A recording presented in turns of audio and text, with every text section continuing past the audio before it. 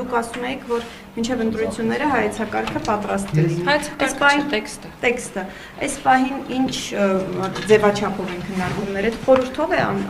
տեքստի շուրջ աշխատանքը նախարարությունը։ Ես ասել եմ եւ ասել եմ նույն բանը, կկրկնվեմ որերորդ անգամ, այս պահին մենք աշխատում ենք տեքստի վրա։ Տիկին նախարար, ինչ է նշանակում, որ սահմանադրությունը պետք է ունենա տարածաշրջանային նշանակություն, ինչպես վարչապետն է նշել։ Սա ինչպես է արտացոլվելու նոր սահմանադրության մեջ այդ տարածաշրջանային նշանակությունը։ Մինչև տեքստը չլինի, մեկնաբանություն դեռ չեղած տեքստի վերաբերյալ, ինչպես նախկինում եմ ասել, որ չեմ կարող անել, այնպես էլ այս պահին եմ ասում, որ չեմ կարող անել եւ հետեւաբար ձեր բոլոր հարցերը որովհետև աստիճանները նոր են բարձրանում, խնդրում եմ, բայց եւ սակայն այնուամենայնիվ շնորհակալություն։ Հիմա ձեր հարցերը նորից նույն բանին են միտված, ինչ փուլում է գտնվում։ Նոր սահմանադրության շրջանային նշանակության մասին հայտարարությունը ո՞նց է արտացոլվում։ Դուք պիտի տեքստը գրեք, ինչպես պետք է գրեք, որ համապատասխանի տարածաշրջանային նշանակությանը։ Մենք կամ նույն լեզվով չենք խոսում, կամ դուք ասում եք ինչպես պետք է արտացոլվի դա տեքստում։ Քան դեռ տեքստը չկա, ես ինչպես պատասխանում եմ։ Դուք եք քննարկում եք տեքստը, ինչպես պիտի բան ենք քննարկել իհարկե, բայց ես քանիցս նշել եմ, որ ես տեքստի վերաբերյալ չեմ ասելու որևէ բան, մինչ այն պահը, երբ դեռ տեքստը հրապարակված չէ, որպեսզի հետո խնդիրների առաջ չկանգնեն։ Բա ինչպես էր վարչապետը հավաստիացնում, որ մարդիկ պետք է զգան, դառնա դա իրենց սահմանադրությունը, ամեն ինչը այսպես մարդկանց համար բան լինի, դե մի քանից երևի պետք է սկսել ներկայացնել մարդկանց ինչ է պատրաստվում, իհարկե պետք է ներկայացնել, երբ որ պատրաստ լինենք ներկայացնել դա մարդկանց, այսինքն պրոդուկտը հրամցնելուց առաջ պետք է այդ պրոդուկտը պատրաստ լինի, որ նոր հրամցնես հանրության դատին, եւ ի վերջո եկեք մի բան մեկ միշտ հիշենք, որ սահմանադրությունը ընդունելու է ժողովուրդը կամ չի ընդունելու ժողովուրդը։ Այսինքն հիմա այս փուլում, երբ որ դեռ տեքստը մշակված չէ եւ ընդհանրապես եղել են հայտարարություններ, որ մենք աշխատում ենք արդեն նոր սահմանադրության տեքստի վրա, չեմ հասկանում ուղղակի այս հարցադրումների իմաստը։ Հանելով կհամապատասխանեցնեք տարածաշրջանային Ես չեմ պատասխանելու ձեր այդ հարցերին, որովհետեւ այս պահին որոշակի չէ որևէ բան կապված տեքստի, այսինքն սահմանադրության նոր բովանդակության հետ։ Ես կարող եմ ասել ուղղությունները, որոնք որ պետք է լինեն, դրանք իշխանության թևերի տարանջատման սկզբունքի համատեքստում, իշխանության տարբեր թևերի լիազորությունների վերանայմանն են միտված օրինակ։ Օրինակ վարչապետի լիազորությունները ինչպես են վերանայվելու։ Ինչպես են վերանայվել։ Հարգելի լրագրող։ Հարցնում եմ դուք ներկայացնեք։ Ինչպես են դուք եք տեքստը գրում տիկին նախարար, որ Գուցե այդ հատվածին չենք հասել կամ դեռ չենք։ Որ հատվածին եք հասել։ Չեմ, ժողովուրդ, չի կարելի այսքան անկեղծ արդեն ծիծաղելի էլ չէ։ Չի կարելի ձեզ հարց տալ։ Իհարկե հարց տալ կարելի է միշտ, բայց նույն հարցը, ներողություն, նույն հարցը։ Եվ այո, եթե ես չեմ պատասխանում որևէ հարցի, եթե դուք այդ հարցը տաք 10-րդ կամ 20-րդ անգամ, ես չեմ պատասխանելու նույն հարցին։ Չեք պատասխանում հարցին։ Արդեն չեմ պատասխանել քանիցս։ Քանիցս արդեն չեմ պատասխանում, որտեղ ինչ-որ բաներ եք թաքցնում։ Հարգելի հայրենակիցներ, դեռ տեքստը պատրաստ չէ։ Դուք եք պատրաստ տեքստը պատրաստ ասում, որ փուլում է։ Իսկ հիմնական ուղղությունը հայերեն եմ ասում, չէ։ Կներեք, արդեն ես չեմ կարող։ Հայերեն, բայց ձեր հարցերը որքանով են տեղին, երբ ես քանիցս ասում եմ։ Այո, նախարարություն այդ տեքստից, որտեղ եթե այդ տպավորությունն է խնդիր չկա։ Տարածաշրջանային նշանակությունը ո՞նց է արտացոլվելու։ Հարգելի լրագրողներ, սիրելի լրագրողներ եւ հարգելի հայրենակիցներ։ Սահմանադրության, նոր սահմանադրության տեքստը պատրաստ լինելուն պես այն հրապարակվելու է, շրջանառվելու է, դրվելու է հանրային քննարկման։ Այս պահի դրությամբ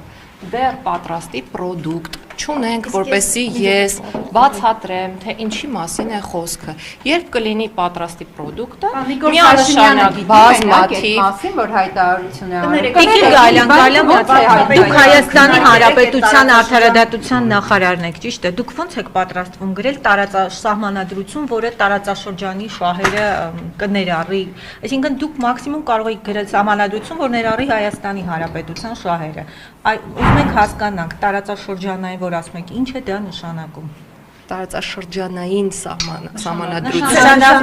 Նշանակության, ինչպես Նիկոլ Փաշինյանն էր ասում։ Խաղաղությունը եւ խաղաղության պայմանագիրը եւ խաղաղության միտված հարաբերությունները չվտանգող սահմանադրության մասին է խոսքը։ Եթե դա մեր ումից տարածքային Օրինակ Ադրբեջանի մենք մեր սահմանների տերն ենք եւ այդ սահմաններն արտացոլված են համապատասխան քաղաքացիների։ Տիկին նախարար, այսինքն այնպես պետք է աշխատեք, որ սահմանադրությունը չվտանգի խաղաղության համաձայնագիրը։ Մենք մեր վարքագիծը եւ գործելավոճը ցանկացած դեպքում պետք է կառուցենք այնպես, որպեսզի մեր երկրում հաստատվի խաղաղությունը եւ զարգանա անվտանգային միջավայրը, ինչի մասին է խոսքը։ Իսկ մեր գործող սահմանադրությունը ինչով է հիմա դրան խանգարում Տիկին Գալյան։ Մեր գործող սահմանադրությունը չեմ կարծում, որ որևէ բանով դրան խանգարում է։ Այդ մասին ասել են ով կպատասխանի, ես արդեն չգիտեմ ինչու ենք փոխում։ Հիմա ինչով է Տեսեք, եթե չի խանգարում, ուղղակի ես մյուս անգամների համար երևի ձայնագրեմ իմ պատասխան, որ հաջորդ անգամների համար ուղղակի միացնեմ, որովհետև արդեն այսպես անհնար է։ Եկեք հիշենք, երբ ենք սկսել սահմանադրության վրա աշխատել։ Երբ ենք խոսել սահմանադրության, իհարկե ոչ, եւ դուք չեք կատարել ձեր տնային աշխատանքը եւ չեք թերթել մի ընդհատեք ինձ, սիրելի լրագրող, մի ընդհատեք ինձ։ Դե դուք դիտարկում եք անում, որին պետք է Դուք խոսեք։ Չէ, ես չեմ խոսում, ես ուղղակի Դուք խոսում եք, խոսեք։ Դուք ասելիք չունեք, դուք ասելիք չունեք։ Դուք ասեք։ Չէ, ինձ լրագրողները մեր սիրելի ուզում են, որ ես 100-րդ անգամ պատասխանեմ իրենց 100-րդ նույն հարցին։ Եթե պետք լինի հանրությանը հուզող հարցերին, Պաշտոնյան պետք է 1000-րդ անգամ պատասխանի Տիկին Եվ Գալյան։ թափանցիկ ենք եւ ամեն ինչ կոմունիկացնում ենք եւ նույն սահմանադրության հետ կապված, երբ որ աշխատանքները հասցնենք ինչ որ փուլի, այն փուլին, որից հետո կարող ենք կոմունիկացնել կատարված աշխատանքը հանրության հետ, մենք դա իհարկե կանենք, որովհետեւ նորից եմ կրկնում, տերը սահմանադրության միակ տերը դա ժողովուրդն է եւ ժողովուրդն է ընտրելու ունենալ X սահմանադրություն թե չունենալ իսկ սահմանադրության հետ կապված աշխատանքները նորից կրկնում եմ եւ հիշեցնում եմ բոլորին այդ թվում նաեւ ձեզ որ սկսվել է շատ ավելի վաղ հեղափոխությունից հետո կարող եք պատմության էջերը թերթել տեսեք գիտեք մեր կյանքը կարծում եմ որ դուք էլ կհավաստեք որ ստատիկ չէ եւ դինամիկ է եւ անընդհատ փոփոխություններ են լինում այդ թվում այդ փոփոխությունները երբեմն կրում են աշխարհաքաղաքական բնույթ եւ շատ իրավիճակներ մենք չենք կարող կանխատեսել երբ մենք գտնվում ենք անցյալում դրա համար մենք պետք է որոշակի դեպքերում հարմարվենք նոր իրականություններին բայց սահմանադրությունը փոխելու միտքը եղել է նախկինում սահմանադրության նոր հայեցակարգի հետ կապված աշխատանքները սկսվել են 2019 թվականից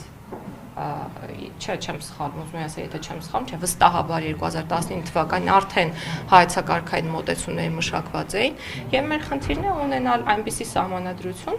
որը ժողովրդի կողմից ընդունված կլինի, այսինքն ժողովուրդը հանրակրվեինք մասնակցի եւ կընտրի ունենալ սահմանադրություն նոր թե չունենալ։ Ներեք, շատ ճիշտ նկատեցիք սահմանադրության փոփոխությունները, բայց Նիկոլ Փաշինյանը 1 տարի առաջ ասաց, որ մեզ պետք է նոր սահմանադրություն։ Հիմա սահմանադրության փոփոխությունների եւ նոր սահմանադրության միջև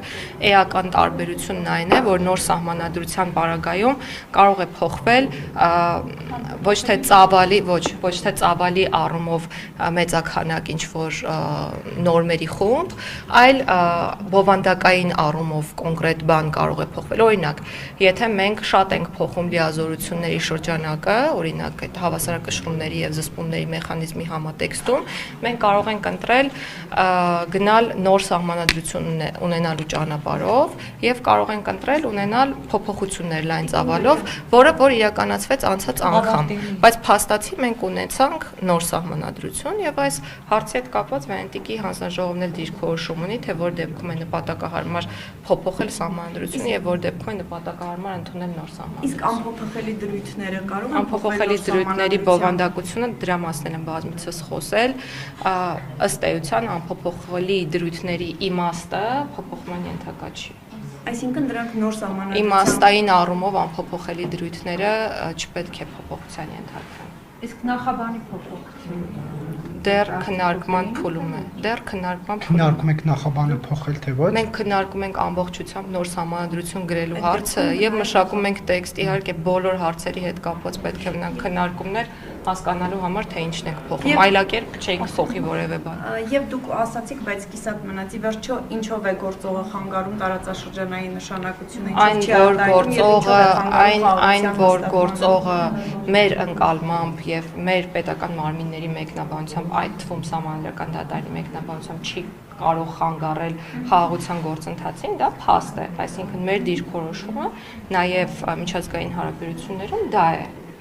Եվ մեր շեշտադրումը եւս դա է, բայց դուք ասացիք, որ ընկալմամբ է դուք եք անընդհատ մեջբերում այլ պետությունների կողմից արված արտահայտությունները, որը խաղաղության հաստատմանը նպաստի։ Եթե չի խախտում այդ դեպքում ինչու եք փոխում։ տեսեք, միայն Սահմանադրությունը չէ խնդիրը։ Ես կարծում եմ, որ կասկածից վեր է եւ խնդրային չէ իմ այն դիրքորոշումը, որ մենք բոլորս, մեր վարքագիծը պետք է կառուցենք այնպես, որ չվտանգվի խաղաղության գործընթացը։ Այսինքն խնդիրը մենակ Սահմանադրությանը չի վերաբերում, խնդիրը բոլոր օրենքներին է վերաբերում եւ իրավական ակտերին եւ նաեւ մեր գործելավոճին որպես քաղաքացիներ եւ նաեւ որպես կառավարություն։ Ամեն ինչին վերաբերում է իմ ասվածը։ Այսինքն ցանկացած պարագայում մենք այն երկիրն ենք եւ այն կառավարությունն ենք, որը միտված է խաղաղության վերջնական հաստատմանը։ Եվ մենք ամեն ինչ անում ենք մեր արտաքին քաղաքականության համատեքստում, որպեսզի ի վերջո այդ խաղաղությունը հաստատվի եւ մեր քաղաքացիներն ապրեն անվտանգային եւ կայուն միջավայրում։